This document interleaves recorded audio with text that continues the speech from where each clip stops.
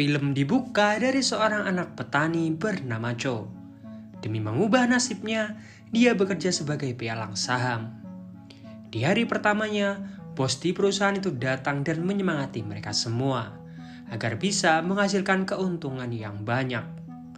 Hal itu membuat Cho semakin menggebu-gebu menghasilkan uang di hari pertamanya. Tepat jam 9, bursa saham dibuka dan semua orang sibuk melakukan jual beli saham sesuai permintaan klien mereka. Cho hanya bisa takjub melihat orang-orang ini melakukan pekerjaannya. Tapi di hari pertamanya bekerja, dia tidak menghasilkan apapun. Selesai bekerja, seniornya bernama Byun mengajaknya bertemu beberapa klien. Nah, klien-klien mereka ini rata-rata seorang manajer investasi. Jadi setiap perkataan mereka bisa menjadi informasi dalam bursa keuangan. Jadi untuk itulah Cho diminta menulisnya bahkan merekamnya. Dia juga harus menyenangkan kliennya agar tetap menggunakan jasanya sebagai pialang saham. Lalu kita diperlihatkan sahabat dari Cho bernama Jun. Dengan ketampanannya dan pesonanya, dia bisa dibilang pria yang sempurna. Bahkan dia lulusan sekolah top di Amerika.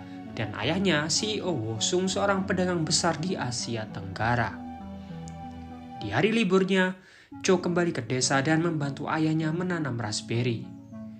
Dari ibunya, Cho akhirnya tahu bahwa ayahnya memiliki tumor kecil di hatinya. Hal itu membuatnya makin semangat untuk bekerja. Tapi kenyataan tidak semanis itu. Dia bahkan kesulitan memahami permintaan seorang klien. Dia bingung harus menjual atau membeli saham itu. Sampai dia memutuskan untuk membelinya, tapi ternyata setelah kliennya menelpon, ternyata dia meminta Cho untuk menjual saham itu.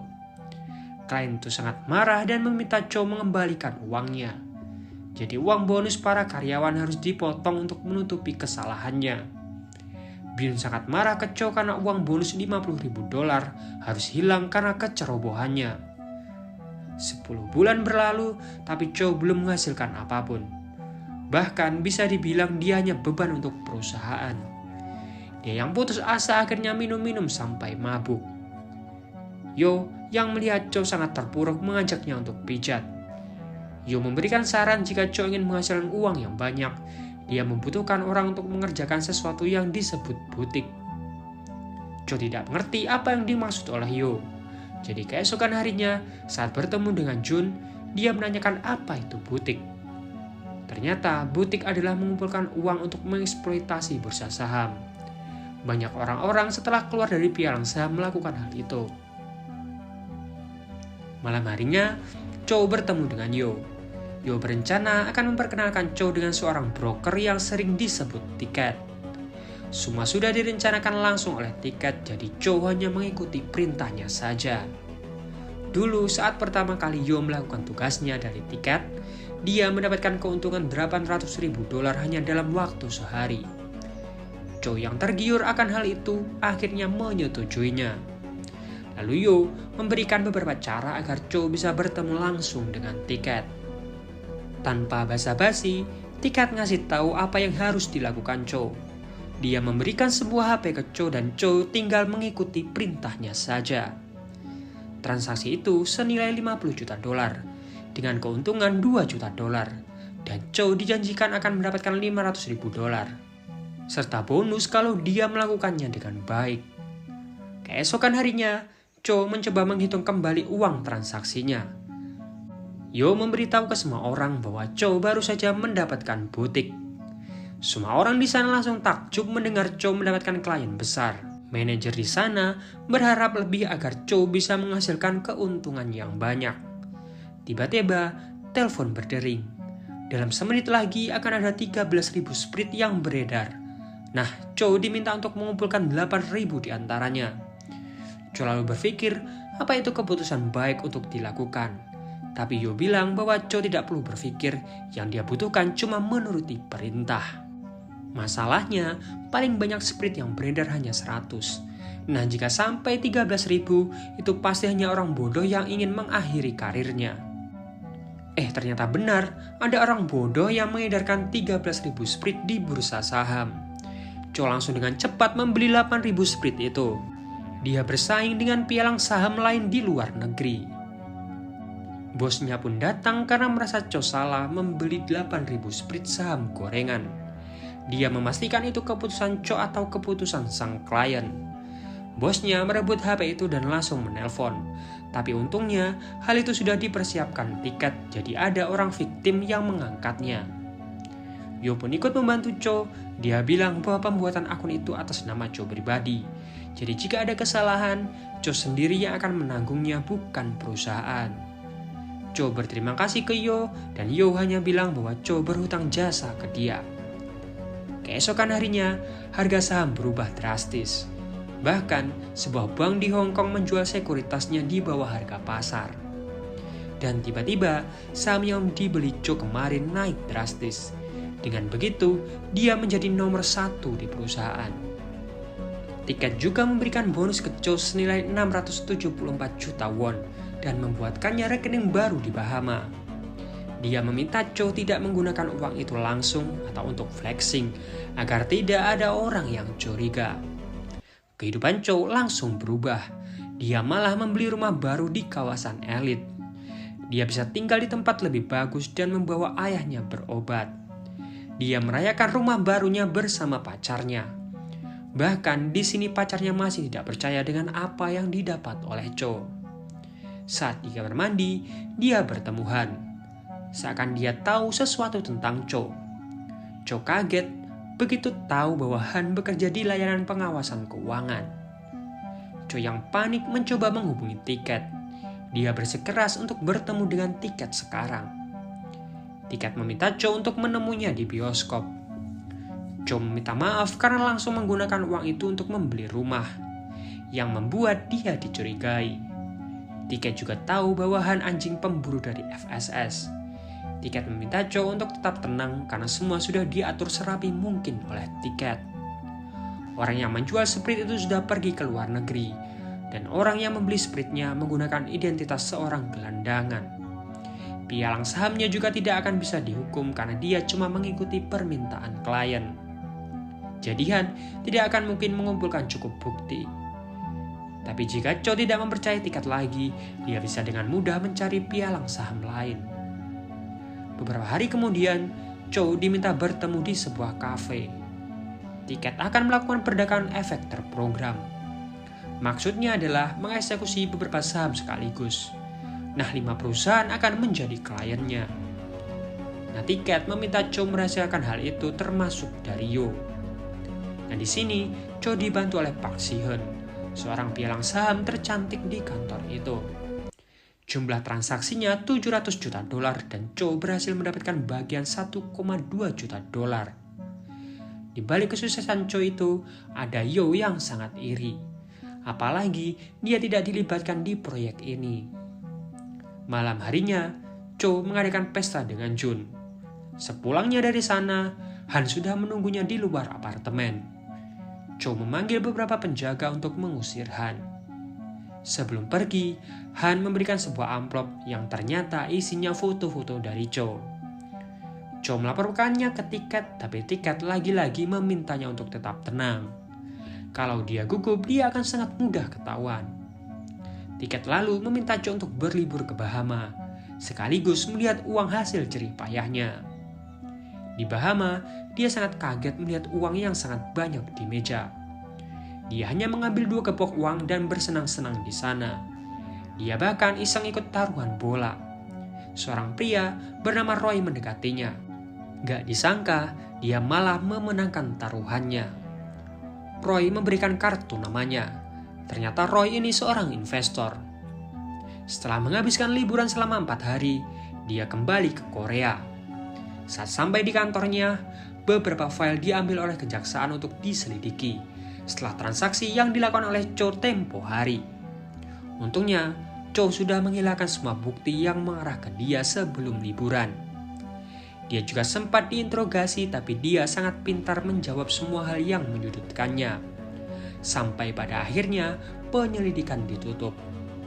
Tapi setelah semua file dikembalikan, ada rumor yang beredar tentang perselingkuhan antara Yo dan seorang pialang saham. Hal itu membuat bos di sana menyerahkan klien-klien besar yang ditangani oleh Yo sebelumnya menjadi klien milik Cho. Yo semakin kesal, dia tidak mendapatkan bagian dan kini pekerjaannya diambil alih oleh Cho. Dan dari situlah Yo memutuskan untuk resign. Satu lagi rumor yang beredar tentang Si-hun, yang tidur dengan beberapa kliennya untuk memuluskan pekerjaannya. Semua orang menjauhinya tapi Cho malah mendekatinya. Dan dia mulai berpacaran dengan Si-hun dan mengkhianati pacarnya. Setiap harinya, Cho semakin bersinar sebagai pialang saham. Dia sudah bisa menikmati kehidupan mewahnya. Bahkan mempekerjakan beberapa orang di pertanian ayahnya. Tiba-tiba, suatu malam, seseorang bernama Baek menelponnya. Tapi Cho menutup telepon itu. Keesokan paginya, polisi datang ke sana dan ternyata orang bernama Baek itu baru saja bunuh diri. Dan karena tadi malam dia sempat menghubungi Cho, maka polisi menginterogasinya. Cho langsung ingat bahwa Baek ini orang yang pernah meminjam korek dari dia di kafe dulu. Han datang ke sana dan bilang bahwa Baek ini salah satu kaki tangan tiket yang akan membantunya. Tapi saat akan bertemu, dia malah bunuh diri. Cho sangat marah dan bilang bahwa dia tidak ada sangkut pautnya. Cho langsung menyelidiki beberapa kliennya dari tiket dan mendapati nama Park Chang-gu. Ternyata Park ini juga lagi diselidiki oleh Han. Dia yang terus dipojokkan oleh Han akhirnya cerita ke Yo. Keesokan harinya, Chang-gu bekerja sama dengan Yo untuk menangkap tiket. Yo memberikan informasi beberapa saham yang akan bangkrut dan mungkin tiket akan mengeksploitasinya. Siang harinya, Cho berencana menemui Chang-gu. Tapi belum sempat dia bertemu, Chang-gu malah bunuh diri terjun dari gedung. Cho melihat seorang pria misterius menggunakan motor ada di TKP. Tiket lalu memberikan tugas ke orang misterius itu untuk mengirimkan beberapa foto ke Cho. Cho kaget melihat foto dirinya di TKP. Dia sadar bahwa ini gertakan dari tiket agar Cho tidak macam-macam. Cho lalu menemui tiket. Dia memberikan tugas selanjutnya yaitu melakukan penjualan kosong. Dia akan membeli sebuah perusahaan bangkrut. Cho lalu bilang, dengan keuntungan yang sudah tiket dapat, harusnya tiket berhenti dan menikmati hidupnya. Tapi ternyata alasannya tetap melakukan hal itu hanya untuk bersenang-senang. Di sisi lain, Han mencoba menyudutkan Si-hun dengan skandal-skandalnya terdahulu. Jadi daripada di penjara, Han menawarinya untuk bekerja sama dengan dia. Keesokan harinya, Cho mendapatkan arahan untuk membeli saham Sinyaltek dengan sangat banyak. Cho sebenarnya masih bingung bagaimana dia harus membeli saham suatu perusahaan dengan murah. Ternyata selama ini tiket sering membuat suatu perusahaan terpuruk atau bahkan bangkrut agar bisa dibeli dengan murah. Begitu juga dengan pabrik Sinyaltek ini yang tiba-tiba mengalami kebakaran. Bahkan sampai ada korban jiwa. Dia sadar bahwa keuntungan dari tiket akan sangat banyak begitu menjual lagi saham Sinyaltek. Jun yang sadar bahwa ini penjualan kosong mencoba menelpon FSS. Si-hun yang melihatnya meminta dia untuk tidak ikut campur. Jun melaporkan hal itu ke bosnya, tapi bosnya malah membela Cho dan menyalahkan kinerja dari Jun. Sementara itu, Si-hun mencoba mengambil bukti transaksi seperti arahan dari Han.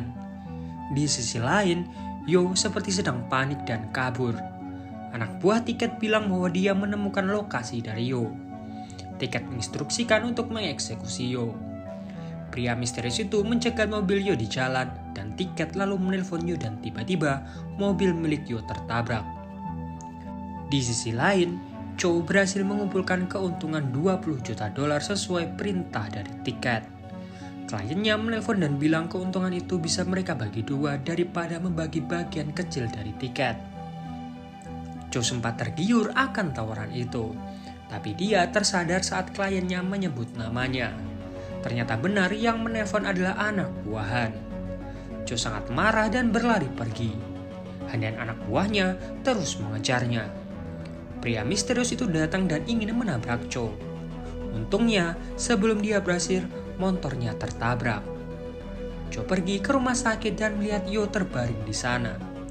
Tiba-tiba, Dia kaget melihat tiket yang juga ada di sana. Dia sadar bahwa cepat atau lambat dia akan bernasib sama seperti Yo. Tiket lalu memberikan tugas lagi ke Cho untuk membeli saham beberapa perusahaan yang bangkrut. Dan salah satu perusahaannya adalah milik ayahnya Jun. Sebelum pergi, Tiket bilang bahwa dia tahu ayahnya Cho akan dioperasi minggu depan. Jadi intinya, dia menggertak Cho. Cho langsung pergi ke rumah sakit. Dia yang putus asa malah melampiaskan amarahnya ke ibunya. Di sana, dia juga melihat pria misterius itu. Keesokan harinya, Han yang sekarang menjadi jaksa menyita semua data-data di sana. Dia juga meminta Cho untuk ikut dengan dia ke kejaksaan. Di sana, Han cuma bisa bilang bahwa penyelidikannya selama ini selalu berhubungan dengan Cho. Apalagi sekarang dia mempunyai data penjualan milik Cho. Hal ini dia dapat dari Si-hun. Tiba-tiba, dia mendapatkan berita ayahnya Jun meninggal dunia. Dia akhirnya membuat kesepakatan dengan Han. Cho lalu menemui Tiket. Dia bilang, kejaksaan akan menghapus semua tuntutannya jika Cho bisa menyerahkan Tiket. Cho melepaskan semua bajunya agar Tiket sadar bahwa dia tidak membawa penyadap.